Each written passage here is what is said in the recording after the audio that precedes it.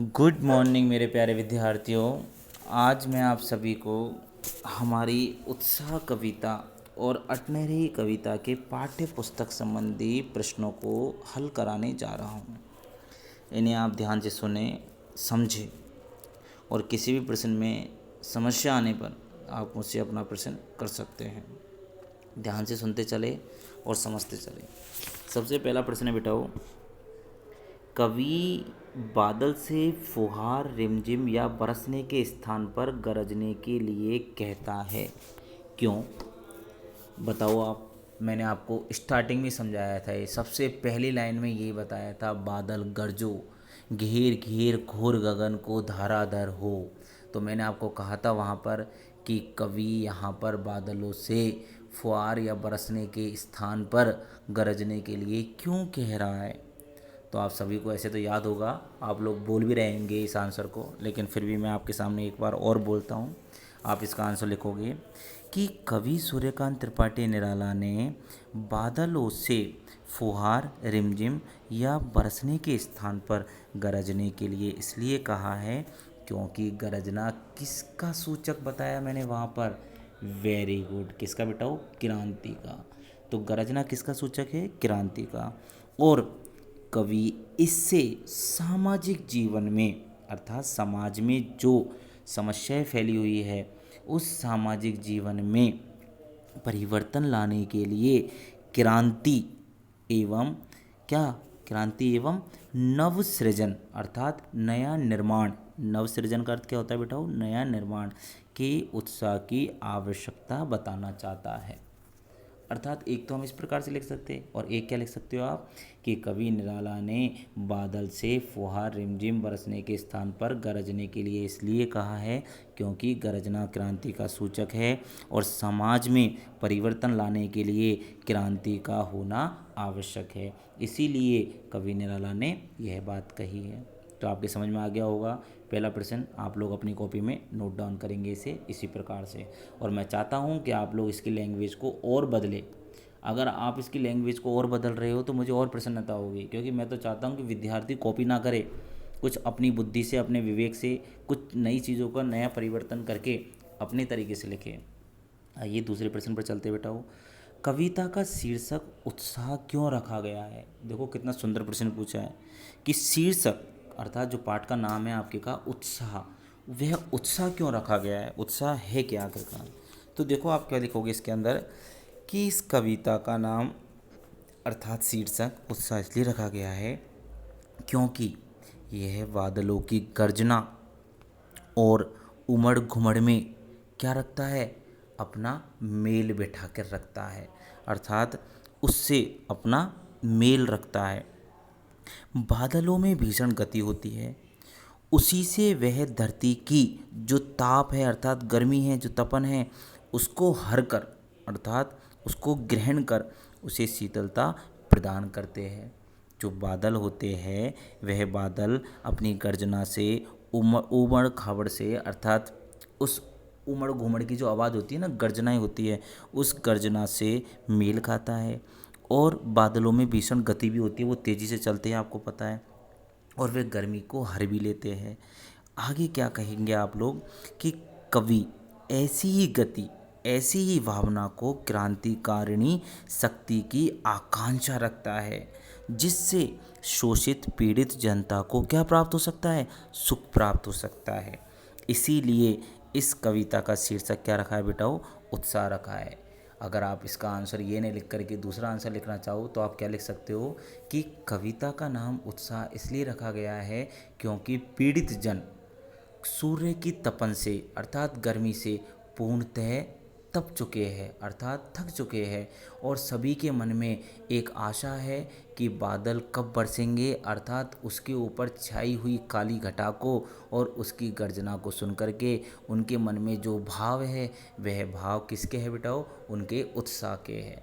तो इसलिए हम कह सकते हैं कि बादलों के प्रति लोगों का जो दृष्टिकोण है वह दृष्टिकोण बादलों से जल प्राप्त करने का है, और जल को प्राप्त करने के लिए उन्होंने अपने मन में जो इच्छा धारण कर रखी है वह क्या है? उनका उत्साह है। तो हम इस तरीके से इसके आंसर को लिख सकते हैं। आइए तीसरे प्रश्न को हल करते हैं। कविता में बादल किन किन अर्थों की ओर संकेत करता है? तो देखो ये तो आप लोगों ने पढ़ा ही है। आप लोगों ने देखा है कि पीड़ित जो प्यासे लोग हैं उनकी प्यास बुझाने के रूप में, एक तो ये बता सकते हो आप। दूसरा बता सकते हो कि जल बरसाने वाली शक्ति भी इसके अंदर है। कौन सी शक्ति है बेटाओ? जल बरसाने वाली शक्ति भी इसके अंदर है। एक इस अर्थ में भी दिया है। एक अपनी विनाशकारी शक्ति के रूप में भी इसे जाना गया है, अर्थात कविता में बादल को विनाशकारी शक्ति के रूप में भी बताया गया है। और उत्साह और संघर्ष की भावना रखने वाले क्रांतिकारी पुरुष के रूप में भी इसे बताया गया है। समाज को नया जीवन देने की प्रेरणा देने वाले कवि के रूप में भी इसे बताया गया है। तो इस प्रकार से आप इन्हें निम्न अर्थों के रूप में लिख सकते हैं। आइए बेटाओ अब हमारे चौथे प्रश्न को हल करते हैं। शब्दों का ऐसा प्रयोग जिससे कविता के किसी खास भाव या दृश्य में ध्वन्यात्मक प्रभाव पैदा हो। नाद सौंदर्य, नाद का अर्थ होता है बेटाओ शब्द, आवाज़, इसकी सौंदर्य कहलाता है। उत्साह कविता में ऐसे कौन से शब्द हैं जिनमें नाद सौंदर्य मौजूद है? तो आप लोगों ने देखा है स्टार्टिंग में आता है घेर घेर घोर गगन धाराधर हो, इनमें पूरी तरीके से शब्दात्मक सौंदर्य है। ललित ललित काले घुंघराले, उस लाइन में भी आप लोगों ने देखा नाद सौंदर्य दिखाई दिया है। बाल कल्पना कैसे पाले, उसको भी आप लिख सकते हो इसमें। विकल विकल उन्मन थे उन्मन। तो इस तरीके से बेटा आप इनमें से किसी भी प्रकार की पंक्तियों को, अर्थात 2 या 3 पंक्ति को लिख करके इस प्रश्न का उत्तर दे सकते हैं। तो मैंने आपको जो पढ़ाया है वह आंसर आपका आपके पाठ की कविता से ही निकल करके बाहर आ रहे हैं। तो इन चारों प्रश्नों को जो मैंने समझाया है, इन चारों प्रश्नों को आप अपनी कॉपी में नोट डाउन करेंगे, अच्छे से लिखेंगे, समझ के लिखेंगे। समझ में नहीं आता है तो मुझे पुनः पूछेंगे, मैं आपको पुनः बताने का प्रयास करूँगा। अब देखिए रचना और अभिव्यक्ति की बात करें तो हम यहाँ पर प्रश्न दिया है आपको कि जैसे बादल उमड़ घुमड़ करके बारिश करते हैं वैसे ही कवि के अंतर्मन में भी भावों के बादल उमड़ घुमड़ कविता के रूप में अभिव्यक्त होते हैं। ऐसे ही किसी प्राकृतिक सौंदर्य को देखकर अपने उमड़ते हुए भावों को कविता में उतारिए। तो आप में से जो कविता लिख सकते हैं वही विद्यार्थी इस प्रकार के प्रश्न को हल करें, अर्थात जिसमें कविता लिखने की सृजन शक्ति है वो अगर इस प्रश्न को हल करेंगे तो उन्हें आनंद आ जाएंगे। तो आगे सुनिए बेटाओ। पाठ्येतर सक्रियता, तो बादलों पर अनेक कविताएं होती है, कुछ कविताओं का संकलन करें और उसका चित्रांकन भी कीजिए। ये आप अपने अनुभव के आधार पर स्वयं कर सकते हो। अब आ जाओ बेटा अट नहीं रही है, जो हमने कविता पढ़ी थी दूसरी, उसके अंदर क्या प्रश्न पूछे गए हैं। तो देखिए बेटाओ, छायावाद की एक खास विशेषता है कि अंतर मन के भावों का बाहर की दुनिया से सामंजस्य बिठाना। कवि की किन पंक्तियों को पढ़कर यह धारणा पुष्ट होती है? तो देखो बेटा छायावाद की खास विशेषता है। छायावाद क्या होता है आपको पता है कि हमारी हिंदी में जो काल थे वे 3 थे, 4 थे बेटा, आदिकाल, भक्तिकाल, रीतिकाल, आधुनिक काल। तो आधुनिक काल के अंतर्गत छायावाद, प्रगतिवाद, इस तरीके के कुछ वाद थे।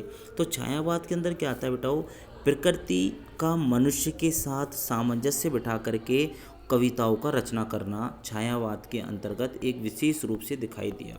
छायावाद के कुछ कवि हैं जो कि उसके स्तंभ के रूप में जाने जाते हैं, जैसे जयशंकर प्रसाद, सूर्यकांत त्रिपाठी निराला, सुमित्रानंदन पंत और हमारे चौथे और अंतिम कवयित्री महादेवी वर्मा। ये हमारे जो चारों कवि है, यह चारों ही हमारे इस छायावाद के अंतर्गत आते हैं, जिनमें मैंने आपको अभी चारों के नाम लिए हैं, जयशंकर प्रसाद, सूर्यकांत त्रिपाठी निराला, सुमित्रानंदन पंत और महादेवी वर्मा। ये 4 कवि और कवयित्री छायावाद के प्रमुख स्तंभ कहे जाते हैं। आगे देखिए बेटाओ, अंतर मन के भावों का बाहर की दुनिया से सामंजस्य बिठाना, कि हमारे मन के जो भाव है उन भावों को बाहर की दुनिया के साथ तालमेल करके बिठाना। कविता की किन पंक्तियों को पढ़कर यह धारणा होती है? तो आप बता सकते हो कि वहाँ पर एक तो फागुन के ऊपर जो लिखा है, आबा फागुन की तन सट नहीं रही है, वो लाइन लिख देना, उस लाइन का आप अर्थ कर देना। तो इस तरीके से यह आंसर सफिशिएंट होगा। इस प्रकार के प्रश्न एग्ज़ाम में ज़्यादातर नहीं पूछे जाते हैं, इसलिए आप इस प्रश्न का उत्तर इतना लिख करके संतुष्ट हो सकते हो। बाकी अगर इससे संबंधित कुछ और पूछना हो आपको तो आप पूछ सकते हो, इतना इसके लिए सफिशिएंट है। बाकी कहीं सांस लेते हो, घर घर भर देते हो, इस प्रकार की पंक्ति भी लिख सकते हो। तो आंसर को जितना बढ़ाना चाहते हो आप इसको बढ़ा सकते हो बेटाओ। बाकी 2 लाइन जो मैंने बताई अभी आपको, आबा फागुन की तन सट नहीं रही है, यह यहाँ पर सफिशिएंट होगा। कवि की आंख फागुन की सुंदरता से क्यों नहीं हट रही है। कितने सुंदर तरीके का क्वेश्चन पूछा है और आप लोगों को पता है कि हमने इसका अर्थ भी खूब अच्छे से करने की कोशिश की है कि कवि की आंख फागुन की सुंदरता से इसलिए नहीं हट रही थी क्योंकि वसंत ऋतु के आने से जो सारी प्रकृति थी वह रंग बिरंगी हो गई। लताएं थी, डालियाँ जो थी वो पुष्पों से भर गई, पेड़ पौधे पर नए पत्ते आ गए, धरती नए नए अंकुरों से हरी भरी होने लगी। इसके कारण से उस सुंदरता से आंखें नहीं हट रही थी। प्रस्तुत कविता में कवि ने प्रकृति की व्यापकता का वर्णन किन रूपों में किया है। तो आपने देखा है प्रकृति की व्यापकता का वर्णन निम्न रूपों में किया है। किस किस में।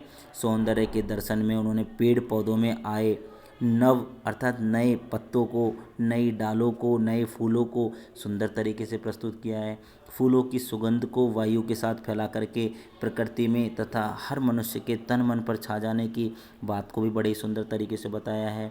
तो कवि ऐसे प्राकृतिक सौंदर्य से अपनी आंखें हटा नहीं पा रहा था जिस पर उसकी आंखें जम गई थी। तो इसी प्रकार की पंक्तियों से हम कह सकते हैं कि प्रकृति की व्यापकता का कवि ने वर्णन किया है। फागुन में ऐसा क्या होता है जो बाकी ऋतुओं से भिन्न होता है।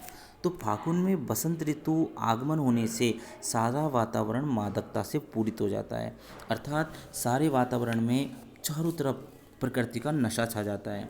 उसकी यह मादकता और सुहावनापन उसे अन्य ऋतुओं से क्या कर देता है, भिन्न कर देता है, अर्थात अलग कर देता है। इसीलिए फागुन में रंग बिरंगी प्राकृतिक शोभा से मादकता क्या होती है, छा जाती है। पेड़ पौधों की जो डालें होती है वह नवीन पत्तों से सुंदर बन जाती है। वही मनोहारी फूलों से सुसज्जित होकर चारों ओर पवन के झोंकों के साथ अपनी सुगंध बिखेरने लगती है। तो इस तरीके से हम कह सकते हैं कि फागुन में अन्य ऋतुओं से इस प्रकार की भिन्नता दिखाई देती है। इन कविताओं के आधार पर निराला के काव्य शिल्प की विशेषताएं लिखी है। तो देखो उसकी कविता के अंतर्गत जो शिल्पगत विशेषता है अर्थात व्याकरणिक जो सुंदरता देखी गई है वह हमने क्या क्या देखा है। हमने देखा है कि प्रकृति का चित्रण उन्होंने बड़े ही सुंदर तरीके से किया है कि जैसे उन्होंने मानविकरण अलंकार का प्रयोग किया है, गीत शैली का प्रयोग किया है। इस तरीके की शिल्प सौंदर्यता को इस कविता के अंतर्गत उन्होंने दर्शाया है। इन प्रश्नों की पीडीएफ मैं आपको जल्द ही भेज दूंगा।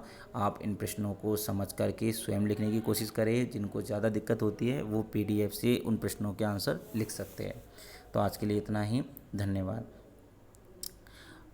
अब बेटाओ आप लोग एक विषय के बारे में और ध्यान रखना कि अब आपका नेक्स्ट डे अर्थात कल इस विषय से संबंधित आपका टेस्ट लिया जाएगा। अर्थात इस कविता से संबंधित आपका एक प्रश्न पत्र दिया जाएगा। वह प्रश्न पत्र आपको हल करना है और अच्छे से अच्छे अंक प्राप्त करने हैं, जिससे कि मैं आप लोगों के लिए निश्चिंत रहूं कि आप लोग तैयारी करके पूरी तरीके से अपने एग्ज़ाम के लिए प्रिपेयर हैं। आज के लिए इतना ही, धन्यवाद।